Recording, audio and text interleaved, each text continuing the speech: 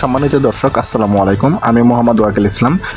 দেখাবো বন্যা পরিস্থিতি নোয়াখালী থেকে।